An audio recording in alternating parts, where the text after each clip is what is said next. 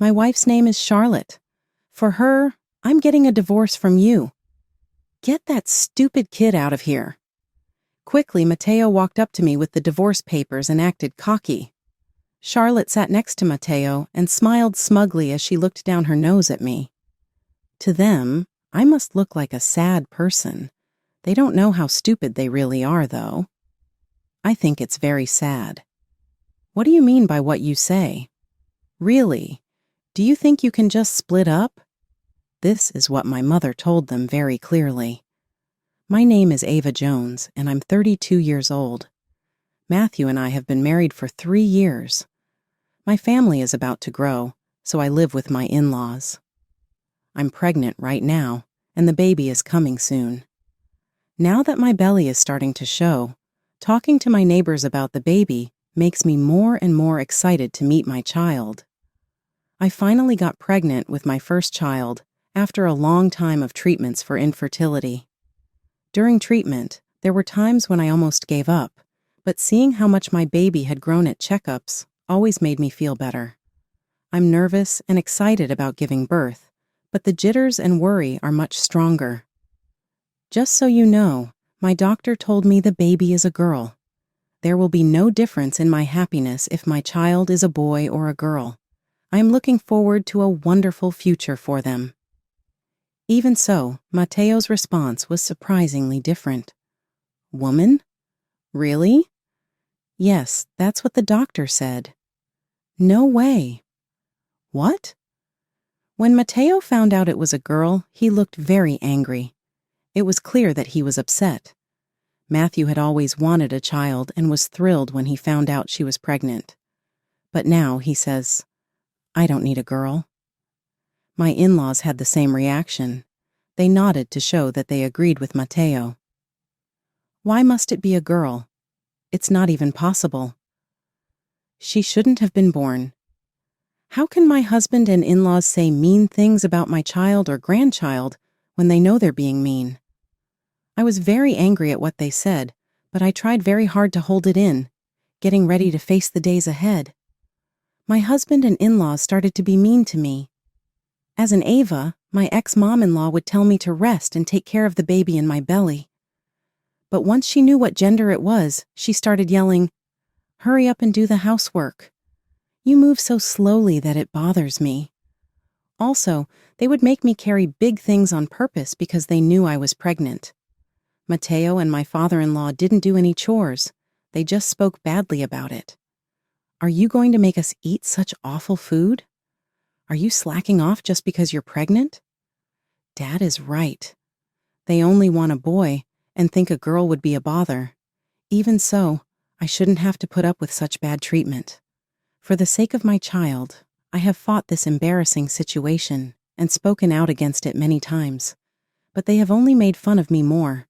The new baby is sweet whether it's a boy or a girl. I kept telling them to stop putting us down, but it didn't change anything. They depend on us and can't even have a child. What could a hopeless wife like you say?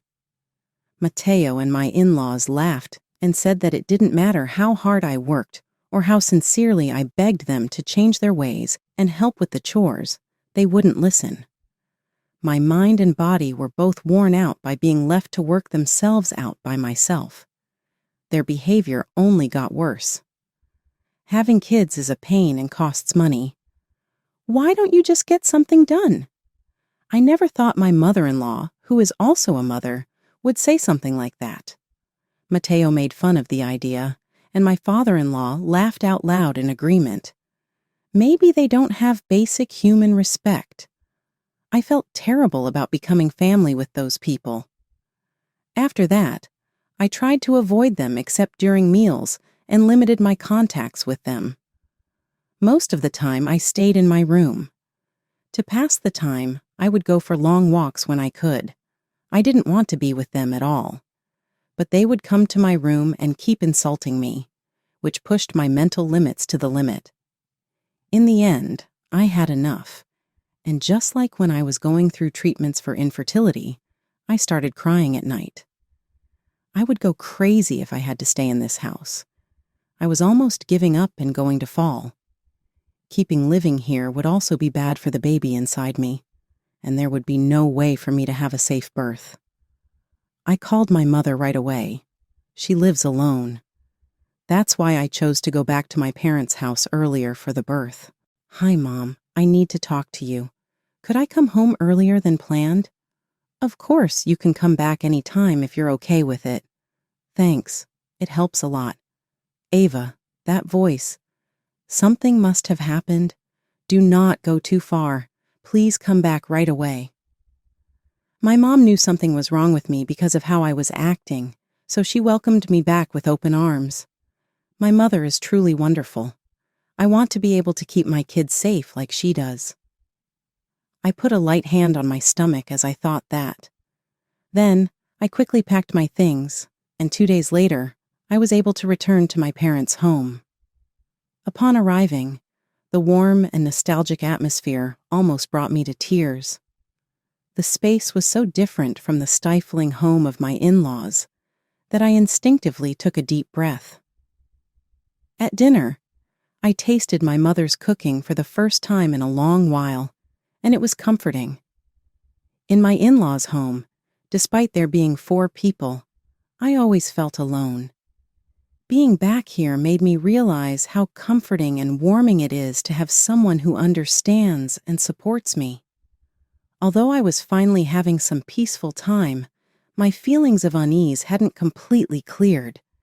In fact, my distrust toward Matteo and his parents only grew. Since returning home, not only had Matteo not come to visit, but there had also been no contact at all. I didn't mind not hearing from my in-laws because dealing with them was painful, but what was Matteo thinking? As the father of my child, he showed no concern for my health. Perhaps to him, I was no longer of any importance. Even my mother sensed something was amiss with the lack of contact from him. "Why hasn't Matteo contacted us?" she asked one day, but I didn't know how to answer and just shook my head. Without any contact from Matteo, the time for childbirth finally came. In the delivery room, my mother held my hand the entire time and taught me breathing techniques.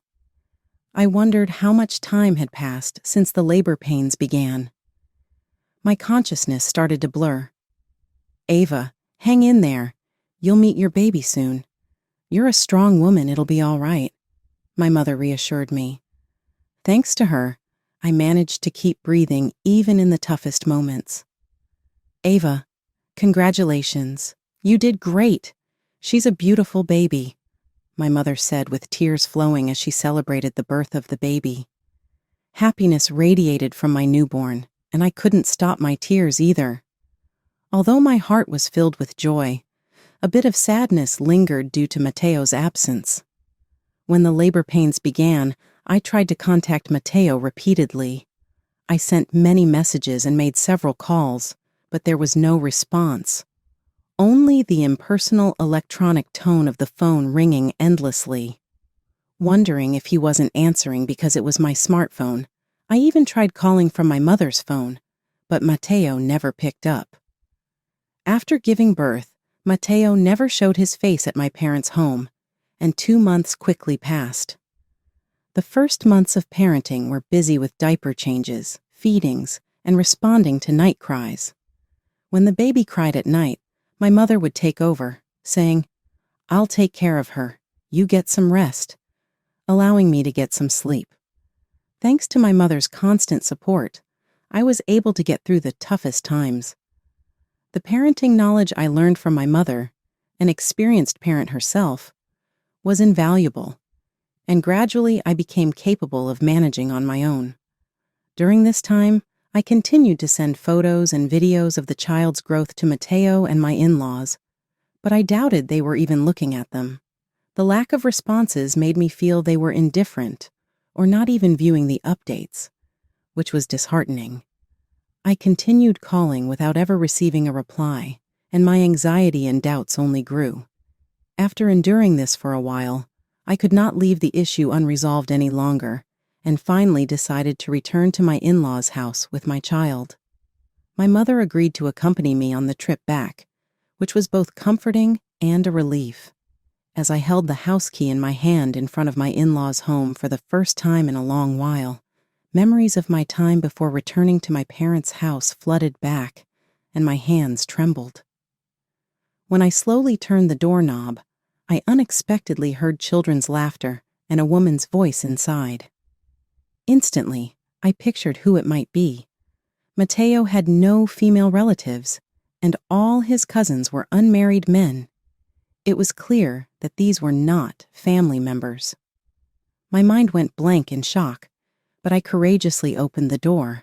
At the entrance, I saw unfamiliar small red shoes and women's sneakers, none of which I recognized.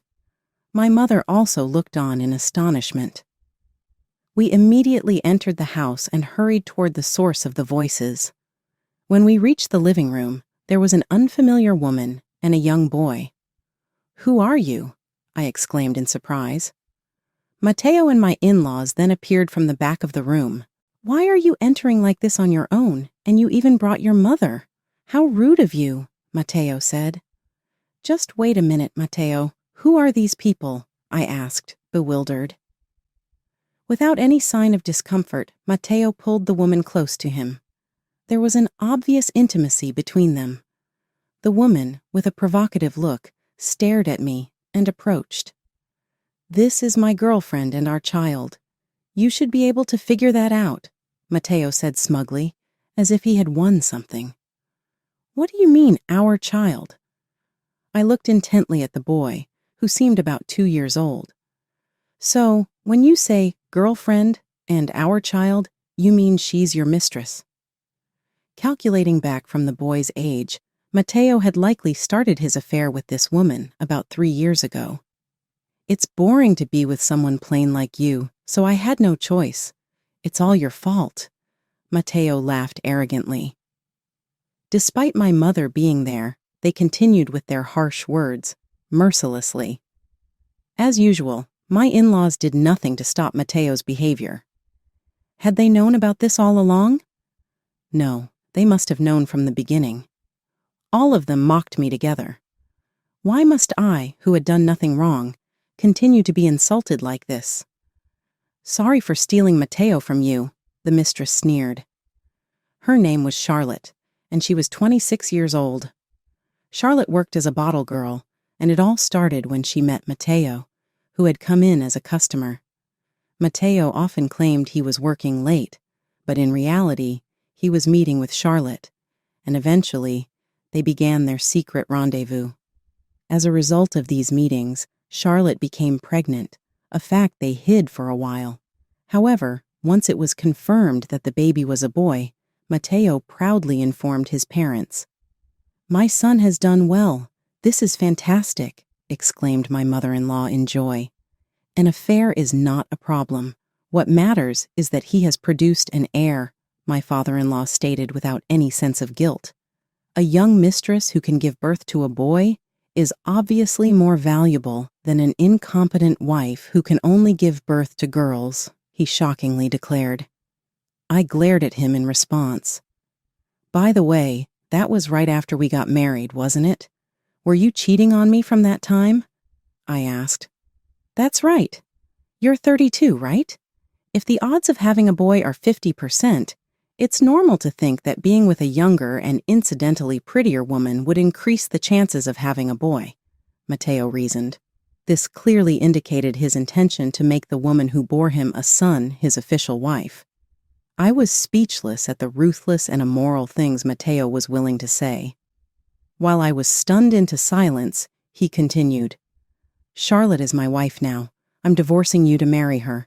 Take that useless child and get out." Quickly, Mateo thrust the divorce papers in front of me with a haughty attitude. Charlotte snuggled up to him with a smug smile, looking down on me disdainfully. To them, I must have looked pitiful. However, they were unaware of how foolish they actually were. I found that profoundly sad. "Do you understand what you're saying? Do you really think you can just get a divorce?" my mother said firmly to them. Overwhelmed by her imposing presence, the smile disappeared from Mateo's face, and he looked at us skeptically. "What do you mean by that?" he asked. Oh, didn't you know? The president of the company you work for is Ava's uncle, my mother revealed. And your current position is all thanks to Ava. Mateo was visibly shocked. Indeed, the company Mateo worked for was managed by my uncle, my mother's brother. Mateo's promotions had not been due to any exceptional work on his part, but were all because of family connections. If you divorce Ava, you'll also lose that position, my mother continued. Mateo had no idea. I hadn't told him deliberately because of his high pride, and learning that his promotions were not a result of his merit but were facilitated by my uncle would likely infuriate him. Knowing the familial connection, he might take an even more arrogant stance or slack off at work. Either outcome would not have been favorable. Mateo and his parents were rendered speechless by this revelation. They were stunned to learn that the family of the daughter-in-law they had been looking down upon was actually the president of the company that supported their lifestyle. Ignoring their shocked expressions, my mother calmly continued, "By the way, you're no longer welcome at our company." "What? Why?" Mateo stuttered in confusion. "Well, you've been embezzling company funds, haven't you? That's already been discovered by the management." I was truly shocked when I learned this from my mother during my visit home. If this became public, police involvement was inevitable. "Even if you try to divorce and run away, we'll just report you to the police. What will you do now?" My mother's tone was calm, but Mateo's complexion turned pale instantly, seemingly overwhelmed and unable to form words. He gaped, shaking slightly. We waited for him to speak. If I don't divorce, can I be forgiven for the embezzlement?" Kneeling down, Mateo desperately asked my mother this question. However, my mother shook her head without changing her expression, denying his plea. "There's no way that could happen. What you did is a crime. It cannot be forgiven." After sighing deeply in disbelief, she glanced at Charlotte and continued, "You said you were going to divorce Ava and marry this woman, didn't you? As a man, it looks bad if you don't follow through on your decisions. Oh, and if you do divorce my daughter, you'll have to pay child support, divide the property, and repay all the embezzled money." Hearing this, Mateo collapsed to the floor as if all strength had left him. He then looked up at my mother and apologized as much as he could. "I am truly sorry. I can no longer live in society as I am. Please forgive me." It was pathetic. Seeing him like this, I realized that any affection I had for him had completely cooled. Perhaps my feelings for Mateo had been gradually eroding since I became pregnant, and now, at the moment his dignity was lost, my fear of him and my in-laws was also swept away. I no longer feared their words. As I looked down at him, crouched on the floor, crying and sniffling in a disgraceful state, I continued after my mother's words. "From now on, you just need to make proper payments to me and the child. Adding what you owe to the company, it will be a significant amount, so even if you divorce me, you won't be able to waste money frivolously." Mateo was known for his extravagant spending, with unused expensive ties and shoes cluttering our home. He also purchased costly golf clubs under the pretense that they might be used for entertaining clients, though they never were. In response to my words, Mateo weakly nodded while Charlotte made a displeased face, her lips pursed in dissatisfaction. Ignoring them, I turned my attention to my in-laws. I had something to say to them, too. At that moment, my mother-in-law suddenly screamed, "It's all your fault. Because of you, we've ended up living like this."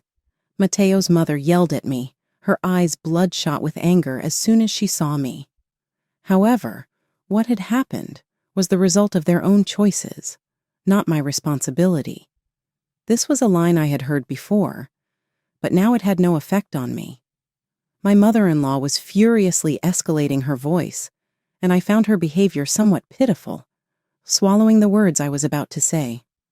Matteo then repeatedly apologized to my mother and promised to repay the embezzled money, so he was not reported to the police. However, he was fired from the company as a result of his actions. A year passed quickly, and currently, my child and I are living happily. The persistent criticism from Matteo and my in-laws had ceased, and I am mentally stable. Looking back, I can see just how abnormal life was before the divorce. Over time, memories of them gradually faded into the distance.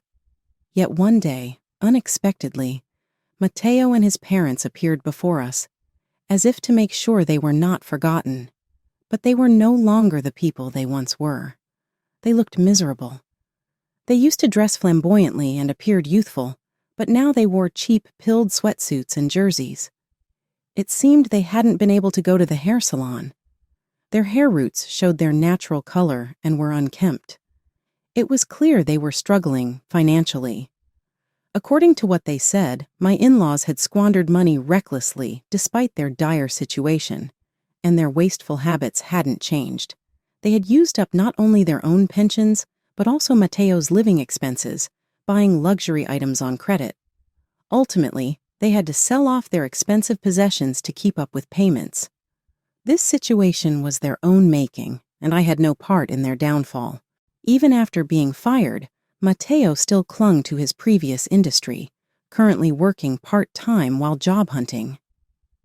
However, his reputation in the industry had spread negatively, and naturally, the circumstances of his departure from his previous job were well known among companies, making it difficult for him to return to his former industry or secure a full-time position. He's been forced to make ends meet through part-time jobs, but it seems all the money he earns disappears with repayments, property division, and child support.